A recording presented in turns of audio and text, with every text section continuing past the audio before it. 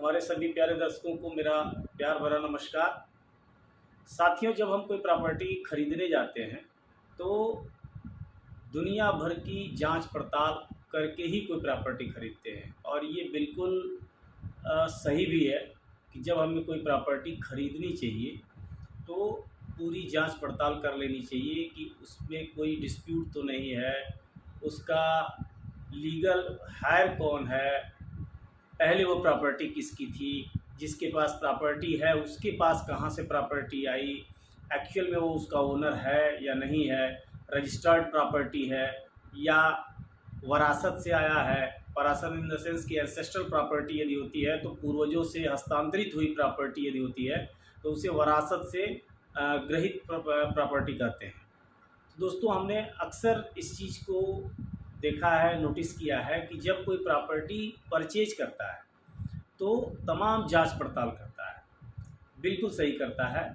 लेकिन क्या आपको पता है कि हमें प्रॉपर्टी सेल करते समय भी बहुत सारी छोटी छोटी चीज़ों को ध्यान में रखना चाहिए, न कि केवल जैसा कि हम सभी करते आए हैं कि हमारी प्रॉपर्टी सेल हो रही है तो बायर से हमें एडवांस कितना मिला या हमें समय पर रजिस्ट्रेशन से पहले पहले हमारी पूरी पेमेंट आ गई कि नहीं आ गई।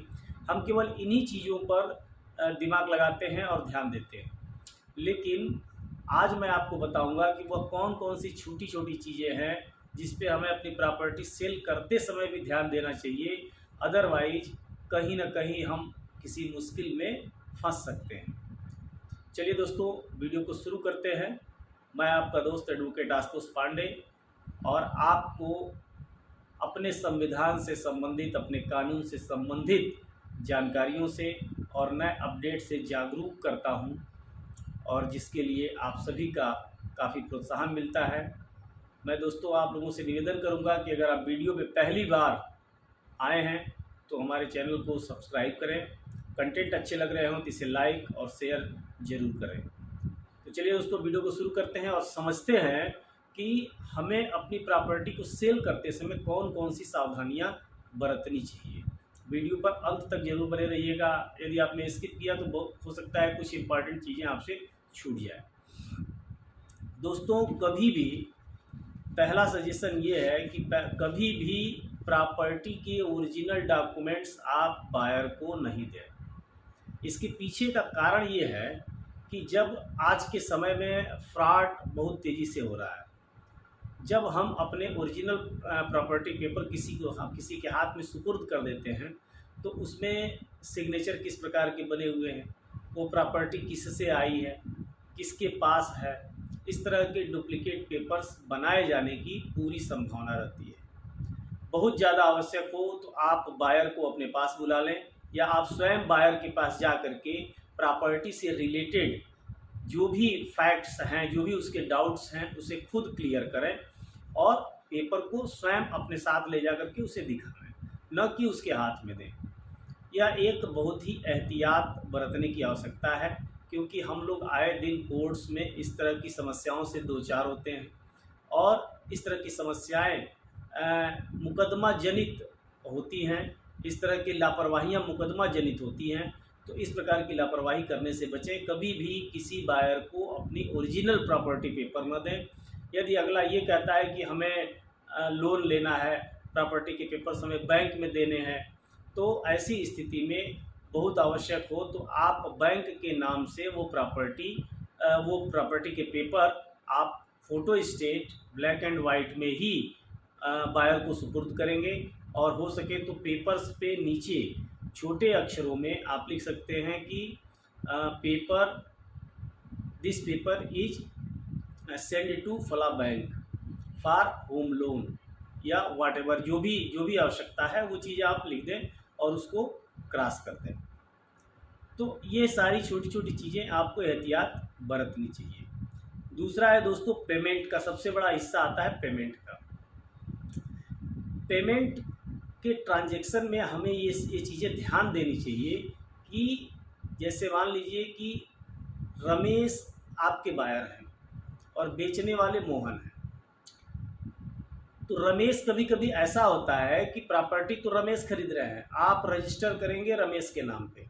रमेश का कहना है कि मैं अपने बहनोई से आपको इतना पेमेंट करा दे रहा हूँ, मैं अपने साले से इतना पेमेंट करा दे रहा हूँ, आपको पेमेंट मिल गया, मुझे प्रॉपर्टी लिख दीजिए। और यहीं पे हमसे चूक हो जाती है, क्योंकि हमें तो अल्टीमेट पेमेंट चाहिए होता है और प्रॉपर्टी हम सुपुर्द कर देते हैं।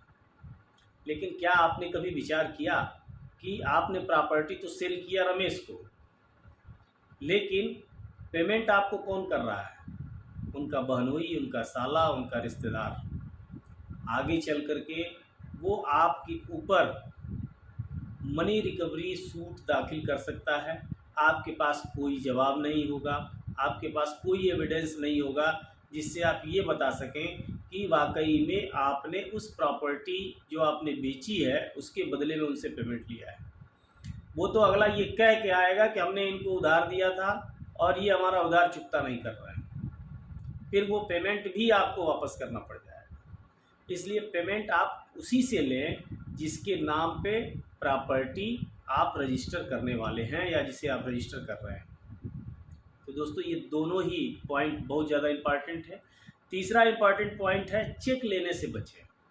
प्रॉपर्टी रजिस्टर करने से पहले या रजिस्टर करते समय यदि कोई व्यक्ति जो आपकी प्रॉपर्टी खरीद रहा है वो यदि आपको चेक दे रहा है तो वो एक बियरर चेक हो जिसे आप तुरंत इन कैश करा सकें, या आप जिस दिन रजिस्ट्री करने जा रहे हैं उसके पहले या एडवांस पेमेंट आप चेक में लीजिए ताकि रजिस्ट्री करने से पहले पहले वो पेमेंट आपके खाते में क्रेडिट हो जाए।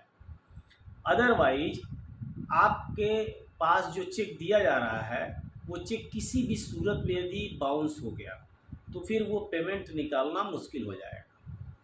बाउंस होने के कई आधार होते हैं, जैसे ड्यू टू इनसफिशिएंट फंड, यानी कि खाते में पैसा नहीं है, सिग्नेचर मिसमैच या कोई कटिंग हो गया, डेट में ओवर राइटिंग हो गया, नेम में ओवर राइटिंग हो गया, अमाउंट में ओवर राइटिंग हो गया, ये सारी चीज़ें हो गई। या चेक दाता यानी चेक जिसने दिया हुआ है वो अपने अकाउंट को बंद करवा दे, इस सूरत में भी आपका चेक पास नहीं होगा और आप फिर पैसे के लिए दौड़ते रह जाएंगे, आपको पैसा नहीं मिलेगा।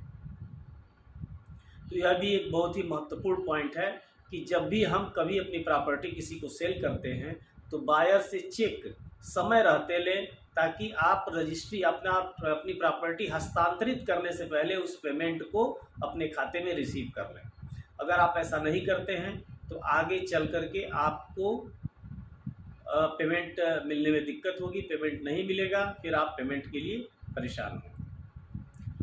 इसके बाद दोस्तों एक पॉइंट आता है एग्रीमेंट।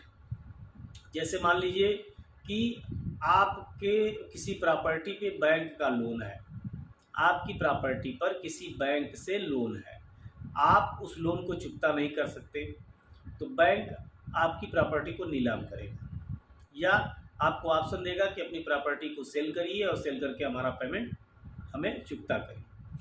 ऐसी स्थिति में यदि बैंक की तरफ से या कोई भी बायर आपसे अप्रोच करता है और जेन्युइन रेट्स पे आपकी प्रॉपर्टी को परचेज करने के लिए तैयार हो रहा है तो ऐसी स्थिति में बिना बैंक से कंसल्ट किए आप उसके साथ कोई एग्रीमेंट नहीं करेंगे। इसके पीछे भी एक बहुत ही वाजिब और जेन्युइन कारण है जिसे आइए समझते हैं। जैसे आपकी प्रॉपर्टी पे लोन है, लोन चुकता आपको करना है, पाना बैंक को है।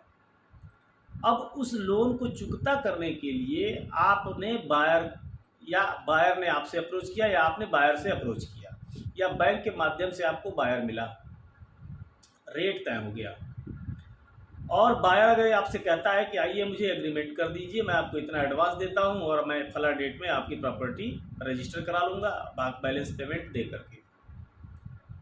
आपने करा लिया, बैंक को पेमेंट नहीं मिला या बैंक ने कोई और लेकिन लगा दिया, कोई और डॉक्यूमेंट्री लीगल प्रोसीजर में वो मामला फंस गया और फिर वो उस बायर को आप बेच नहीं पाए।